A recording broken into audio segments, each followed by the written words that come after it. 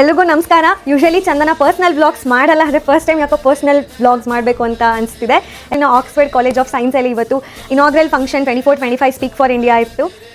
ನಾನು ಮತ್ತು ಶ್ಯಾಮ್ ಪ್ರಸಾದ್ ಇಬ್ಬರು ಮಾಡೆಲ್ ಡಿಬೇಟರ್ಸ್ ಆಗಿ ಹೋಗಿದ್ವಿ. ಆ ಫಂಕ್ಷನ್ಗೆ IPS officer Ravi Channannavar sir main guest ಆಗಿ ಬಂದಿದ್ರು. ಎತ್ತಿನ ಗಾಡಿಯಿಂದ ಮಂಗಳಯಾನದವರೆಗೆ ಡೂಮೋ ಕಂಪ್ಯೂಟರ್ಗಳಿಂದ ನಮ್ಮ ಸ್ಮಾರ್ಟ್ ಫೋನ್ಗಳವರೆಗೆ ಎಲ್ಲೆಡೆ ಟೆಕ್ನಾಲಜಿ ಟೆಕ್ನಾಲಜಿ ಟೆಕ್ನಾಲಜಿ. ಈಗ AI ಬಂದ್ರೆ ಮನುಷ್ಯನ ಮೀಸುತ್ತೆ. 79 ಮಿಲಿಯನ್ ಅಷ್ಟು ಕೆಲಸ ಕಳ್ಕೊತಾರೆ ಜನ ಅಂತ.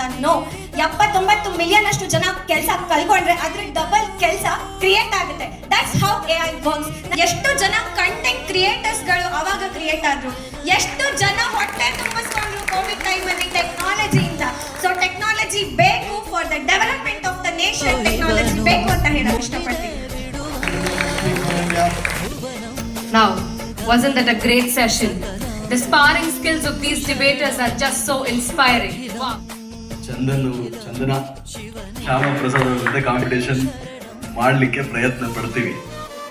ಈ ಹ್ಯಾಪಿ ಮೂಮೆಂಟ್ನ ನಿಮ್ಮ ಜೊತೆ ಶೇರ್ ಮಾಡಬೇಕಂತ ಅನ್ನಿಸ್ತು. ಫಂಕ್ಷನ್ ಮುಗಿಸ್ಕೊಂಡು KSRTC ಫ್ರೀ ಬಸ್ನಲ್ಲಿ ವಾಪಸ್ ನಮ್ಮೂರು ಹಾಸನಕ್ಕೆ ಬಂದ್ಬಿಟ್ಟೆ.